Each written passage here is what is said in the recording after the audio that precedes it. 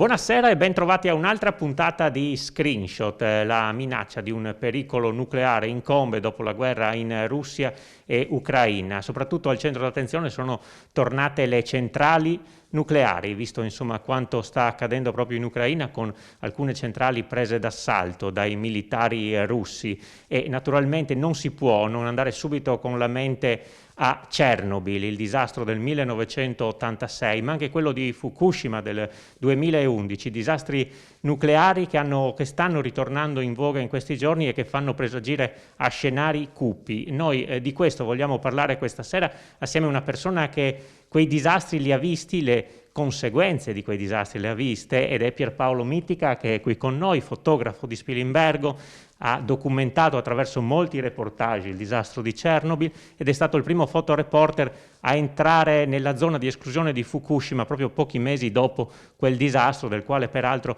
proprio domani ricorre l'11° anniversario. Allora, Mittica, intanto iniziamo a dire: queste centrali nucleari fanno paura, lei ha visto le conseguenze, ecco, ci racconta Chernobyl. Buonasera a tutti, intanto grazie per l'invito. Chernobyl, diciamo che io l'ho documentato dal 2002, ho iniziato a raccontare le conseguenze di Chernobyl e l'ultimo viaggio l'ho fatto poco prima della pandemia, a dicembre 2019.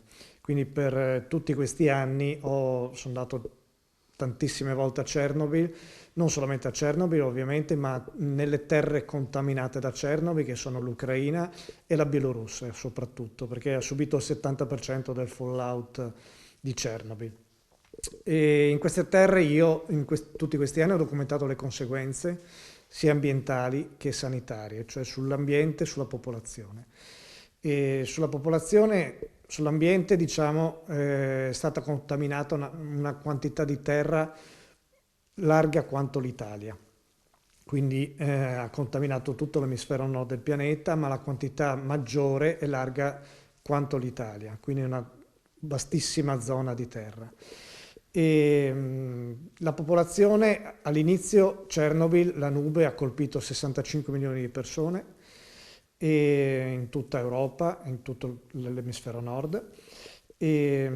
Attualmente nelle terre contaminate vivono circa 9 milioni di persone. Le conseguenze sanitarie sono state disastrose, ci sono diversi studi fatti da organizzazioni molto molto importanti che hanno fatto vedere che le conseguenze di Chernobyl a 30 anni, 35 anni ormai di distanza sono devastanti per la popolazione che vive soprattutto lì. C'è un aumento enorme delle patologie, non solamente tumori, come si pensa che causi solamente tumori, ma diciamo le radiazioni causano un aumento di tutte le patologie dell'organismo, perché agiscono anche abbassando le difese dell'organismo. Quindi ci sono molte patologie cardiache, patologie polmonari, patologie renali, colpiscono tutti gli organi. Negli ultimi anni mi sono recato spesso in Ucraina, nelle zone contaminate intorno alla zona di Chernobyl, e insieme a Mondo in Cammino, che è un'associazione di Torino, vicino a Torino, a Carmagnola, con la quale collaboro fin dall'inizio. È un'associazione umanitaria che porta aiuto appunto alle famiglie che vivono intorno alla zona di esclusione, che è una delle zone più contaminate dove le persone continuano a vivere. In quella zona lì il professor Bandaszewski, è una storia che ho raccontato tra le varie storie che io ho raccontato, è una storia che ci tengo a raccontare perché fa capire il livello anche di omertà che c'è dietro il nucleare e la pericolosità dell'omertà che poi porta alle conseguenze. Ho raccontato la storia del professor Bandaszewski. Chi è? Il professor Bandaszewski è un anatomopatologo dell'Università di Gomel in Bielorussia, nel sud della Bielorussia. Quando è scoppiato l'incidente di Chernobyl, lui era il rettore della cattedra di anatomia patologica dell'università e ha iniziato a studiare nei cadaveri la quantità di cesio accumulata nell'organismo. E si è accorto che praticamente c'era un enorme accumulo di cesio 137 nel muscolo cardiaco. Perché? Perché il cesio assomiglia molto a potassio e quindi viene accumulato dalle cellule cardiache. Questo portava a un aumento spropositato del 40-50% di malattie cardiocircolatorie. Infatti in Bielorussia e Ucraina c'è un aumento enorme di malattie cardiocircolatorie, tanto che persone intorno ai 30-40 anni rischiano l'infarto. Per queste sue scoperte, all'epoca, Bandazeschi fu accusato dal governo bielorusso. Sappiamo che in Bielorussia c'è una dittatura, non è una situazione facile. Fu accusato falsamente, non è mai stato dimostrato, di aver ricevuto delle tangenti per far entrare degli studenti nella sua facoltà. Era chiaramente un'accusa falsa. Per incarcerarlo è stato condannato a 8 anni di carcere duro, che non si dà neanche ai nemici politici, insomma. È stato in isolamento, messo in isolamento. Tutti i suoi studi, computer, eccetera, che aveva, erano chiaramente stati sequestrati. Dopo anni di pressione di Amnesty International, Bandazeschi è stato rilasciato, si è rifugiato in Francia ed è poi andato in Ucraina, appunto intorno alle terre di Chernobyl, a studiare la contaminazione. Nei suoi studi ha iniziato a studiare i bambini che vengono aiutati appunto da Mondo in Cammino, e negli studi appunto misurando la contaminazione da cesio ha scoperto che il 40% dei bambini presenta un livello talmente elevato di cesio 137 nell'organismo che hanno già delle malformazioni cardiache in atto. Le chiedo che effetto le fa oggi vedere Chernobyl in mano ai russi e il fatto che avvengano dei bombardamenti intorno a centrali nucleari che di fatto insomma, sono addirittura 6 volte più grandi di Chernobyl. Ecco, che effetto le fa? Una situazione molto molto critica, perché un combattimento, una guerra in una zona dove ci sono centrali nucleari è chiaramente estremamente pericoloso. Dal mio punto di vista, ovviamente non credo che nessuna delle due parti abbia intenzione di far esplodere una centrale nucleare, però sappiamo che durante un conflitto non si sa esattamente dove vanno i colpi, quindi c'è sempre un rischio che arrivi appunto a colpire una centrale. Chiaramente la situazione è molto complessa, sia a Chernobyl che nella centrale di Zaporizhzhia, appunto, quella che ha 6 reattori, la più grande d'Europa. È molto complessa e va spiegato un attimo nelle due parti, cioè Chernobyl cos'è attualmente e Zaporizhzhia cos'è attualmente. Ovviamente Zaporizhzhia è una centrale di seconda generazione, cioè dopo Chernobyl, quindi è stata costruita con un vessel di protezione intorno al reattore. Cosa significa? Che è una centrale che è stata progettata per resistere anche a un attacco missilistico. Quindi qualora ci fosse un proiettile, un mortaio, un missile che la colpisce, in teoria dovrebbe essere in grado di resistere. Dico in teoria perché calcoliamo che è una centrale che ha tantissimi anni, non è una centrale giovane, quindi sicuramente delle criticità ha. E poi dipende appunto che tipo di missile gli arriva. Adesso le armi sono estremamente potenti e quindi non sappiamo esattamente se potrà resistere o meno.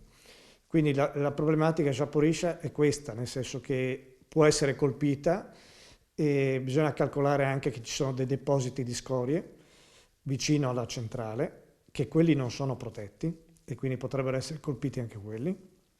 E quindi c'è un rischio di ricaduta radioattiva e soprattutto locale in questo caso, a meno che appunto non venga perforato il vessel e possa causare un'esplosione. In questo momento, dalle informazioni che ho, Zaporizhzhia è stata fermata, nel senso che sono stati fermati i reattori proprio per evitare il rischio di un'esplosione. Noi abbiamo insomma qualche anno, non siamo molto anziani, ma insomma qualche anno ce l'abbiamo. Quando accade il disastro di Chernobyl, io ricordo in ricreazione, eravamo dei bambini, ci facevano fare la ricreazione all'interno, proprio perché c'era questa propagazione, insomma si pensava che la nube potesse comunque espandersi e naturalmente varrebbe anche con una centrale di queste dimensioni, quindi le chiedo il rischio di una eventuale esplosione, quanto potrebbe comportare, quanto potrebbe essere la zona di impatto al di là evidentemente di quella sul territorio. Allora, diciamo che in questo momento il rischio di esplosione è molto molto basso perché appunto i reattori sono stati spenti e quindi non c'è un rischio di esplosione come è stato a Chernobyl. Il rischio è una ricaduta locale, perché appunto se viene perforato il vessel, se viene bucato un reattore, non c'è in questo momento il rischio di esplosione, ma c'è il rischio di uscita di materiale radioattivo localmente. Quindi da questo punto di vista noi non corriamo grandi rischi, ma la popolazione locale corre dei grandissimi rischi, soprattutto per quanto riguarda Chernobyl, da questo punto di vista, perché Chernobyl appunto è un'altra situazione, totalmente diversa da Zaporizhzhia, ma molto più complicata, nel senso che Chernobyl ha praticamente aveva 4 reattori quando è esplosa, la centrale è esploso il reattore numero 4. Gli altri 3 reattori hanno funzionato fino al 2000, dopodiché sono stati spenti, ma devono essere mantenuti in sicurezza per i prossimi 65 anni, fino al 2065, devono essere mantenuti in sicurezza. Questo cosa significa? Che il personale continua a lavorare dentro la centrale per mantenere in sicurezza i reattori. E all'interno lavorano circa 2000 persone. Nei vari lavori che io ho fatto su Chernobyl racconto anche il lavoro di queste persone all'interno della centrale nucleare. E quando sono arrivati i russi hanno occupato la zona di Chernobyl, la zona di esclusione, e hanno occupato la centrale. E all'interno c'erano le 300 lavoratori che stavano facendo il turno di lavoro. E il problema grosso è che in questo momento, ormai a più di 7 giorni dall'occupazione di Chernobyl, i lavoratori sono sempre quelli, sono sempre i 300 lavoratori che erano all'inizio, che normalmente fanno turni di 8 ore. Questi sono costretti praticamente a fare turni di 24 ore per poter mantenere in sicurezza la centrale, senza avere nessun tipo di ricambio, e con chiaramente lo stress anche di essere occupati e prigionieri. E quindi immaginate voi la situazione di pericolosità che c'è in questo momento a Chernobyl, cioè 300 persone che stanno lavorando 24 ore al giorno da più di una settimana senza sapere il loro destino per mantenere in sicurezza questa centrale. E anche questi sono purtroppo gli effetti collaterali di una guerra che non avremmo voluto vedere naturalmente, ma che sta interessando l'Europa al momento, e speriamo che qui si fermi. Grazie a Pierpaolo Mittica, voi rimanete con noi perché tra poco torneremo a parlare con lui di Chernobyl ma anche di Fukushima, tra poco.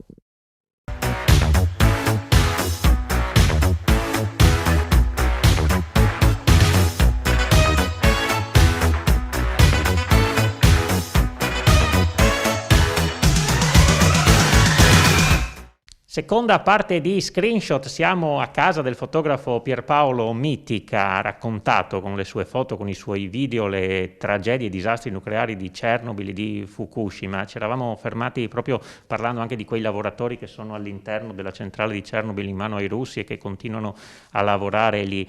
Tra l'altro un altro legame con il nostro territorio che riguarda Chernobyl è quello del sarcofago, perché proprio la Cimolai di Pordenone ha realizzato questo mastodontico sarcofago in acciaio che serve a contenere, diciamo, quello che rimane del reattore che è stato esploso. Ecco, lei lo ha visto, lo ha documentato. È un'altra delle problematiche che c'è adesso a Chernobyl proprio per questa guerra. Questo famoso sarcofago che è stato costruito appunto da tante ditte, tra cui la Cimolai, è un enorme sarcofago che va a rivestire il vecchio sarcofago che era ormai pericolante. È stato posizionato nel 2017 e all'interno della centrale del reattore numero 4 esploso hanno iniziato a smantellare il vecchio sarcofago apposta per cercare di eliminare il pericolo di crolli. E all'interno del reattore vecchio ci sono ancora 180 tonnellate di materiale altamente radioattivo, che è la fusione del nocciolo che c'è stata all'epoca. Il sarcofago che è stato costruito non è un sarcofago che può resistere a bombardamenti, perché non era stato pensato per questo. È un sarcofago progettato per resistere 100 anni in una condizione normale. Quindi lì il grosso rischio è che cada un colpo di mortaio, un missile, una bomba durante una fase di guerra e possa bucare, distruggere questo arco e disperdere appunto queste 180 tonnellate di materiale radioattivo. Ripeto, è una dispersione che avverrà eventualmente, spero che non succeda, ma a livello locale, cioè si disperderà per i chilometri intorno alla centrale. Non è un rischio che colpisce noi, ma è un rischio che colpisce le popolazioni locali. Ma non per questo non dobbiamo assolutamente disinteressarci di questo, anzi. E ci spostiamo in Giappone perché, come dicevo nella prima parte, lei è stato il primo fotoreporter a entrare nella zona di esclusione, diciamo, ad avvicinarsi italiano, sì, certo, al reattore della centrale di Fukushima in Giappone. Ecco, questione diversa perché lì, insomma, ci fu poi un evento naturale, un terremoto, un maremoto che causarono, insomma, quel danno. Lì qual è la situazione? Che situazione ha documentato? Perché poi lì c'è il mare e sappiamo che la questione è diversa perché le radiazioni sono finite nell'acqua. Sì. E la situazione di Fukushima anche lì è molto complessa, nel senso che sì, è vero c'è stato un terremoto, un maremoto, ma la causa non è naturale, è sempre l'uomo, nel senso che la centrale è stata costruita, come tutte le centrali in Giappone, in zone altamente sismiche. E questo già è un errore. Secondo errore, la centrale di Fukushima è stata costruita su una costa ad alto rischio di tsunami, come si è visto.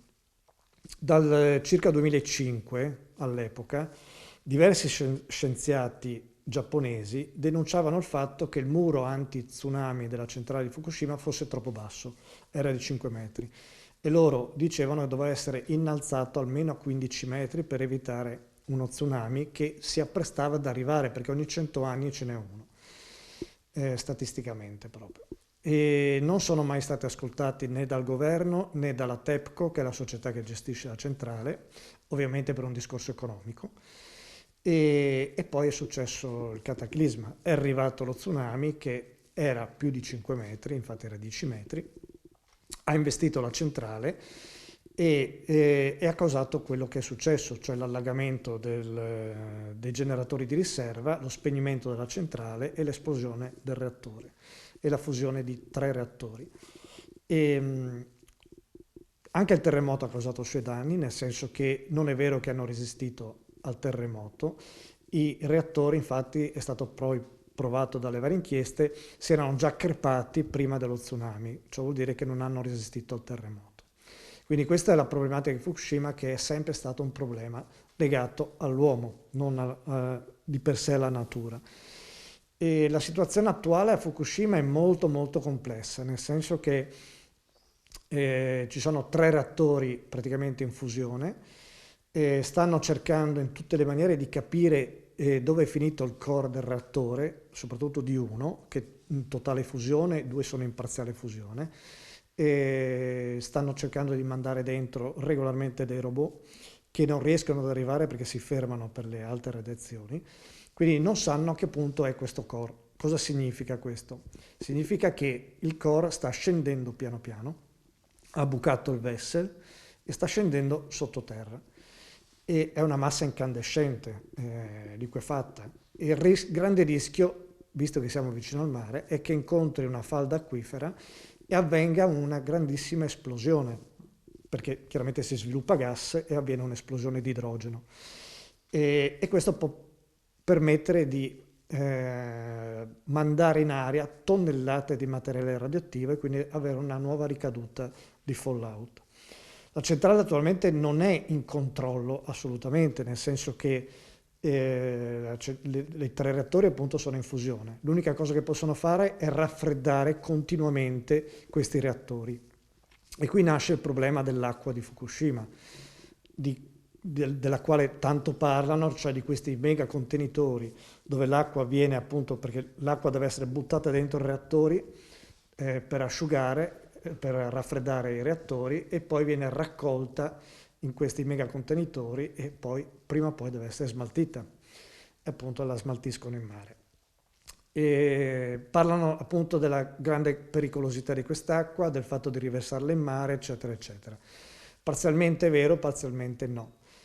Nel senso che effettivamente è acqua contaminata, ma non così contaminata perché viene purificata da dei meccanismi, eccetera, quindi contiene trizio soprattutto, che è un elemento radioattivo pericoloso, ma non gli elementi più pericolosi come cesio, plutonio e stronzio.